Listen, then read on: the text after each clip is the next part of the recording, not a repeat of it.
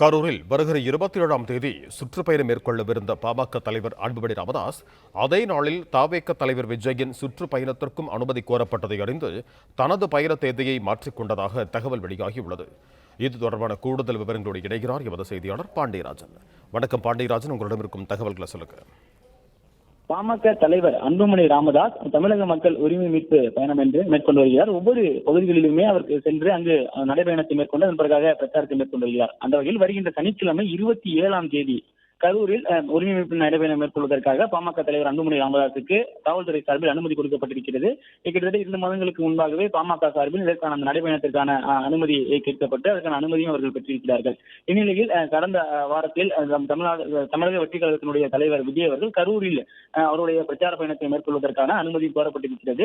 அந்நிலையில் காவல்துறை தரப்பில் அதே தேதி, அதாவது கரூரில் பிரச்சாரம் செய்வதற்காக விஜய் தரப்பில் கேட்கப்பட்ட அதே தேதியில் அன்புமணி ராமதாஸ் அவர்கள் நடைபயணம் மேற்கொள்வதற்கான அனுமதி வழங்கப்பட்டிருக்கிறது என சொல்லும் நிலையில் கரூரில் 27ஆம் தேதி சனிக்கிழமை தமிழக வெற்றி கழகத்தினர் பிரச்சாரம் செய்வதற்கான அந்த அனுமதி கொடுப்பதில் சிக்கல் நீடித்தது. இந்நிலையில பாமகவினுடைய தலைமையிலும் தவேகவினுடைய தலைமையிலும் ஒரு பேச்சுவார்த்தை நடைபெற்றதாக சொல்லப்படுகிறது. இந்நிலையில் 27ஆம் தேதி கரூரில் திட்டமிட்டிருந்த அனுமதி பெற்றிருந்த அன்புமணி ராமதாஸ் நடைபயணம் என்பது 28ஆம் தேதி மாற்றப்பட்டிருக்கிறது. 27ஆம் தேதி என்று அன்புமணி ராமதாஸ் அவர்கள் திண்டுக்கல்லில் அவருடைய நடைபயணத்தை மேற்கொள்வார் என சொல்லப்பட்டிருக்கிறது. இந்நிலையில் வருகின்ற 27ஆம் தேதி கரூரில் தமிழக வெற்றி கழகத்தினர் அவர்களுடைய பிரச்சார பயணத்தை மேற்கொள்வதற்கான வாய்ப்புகள் காவல்துறை சார்பில் கொடுக்கப்பட்டிருப்பதாக தற்போது தகவல் என்பது வெளியாகியிருக்கிறது.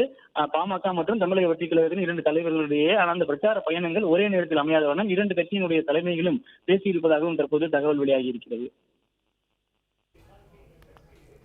நன்றி பாண்டியராஜன், உங்கள் தகவல்களுக்கு. பிளே ஸ்டோர் மற்றும் ஆப் ஸ்டோரில் இருந்து பாலிமர் செயலியை QR கோடு மூலம் பதிவிறக்கம் செய்யுங்கள். செய்திகளை உடனுக்குடன் பெறுங்கள்.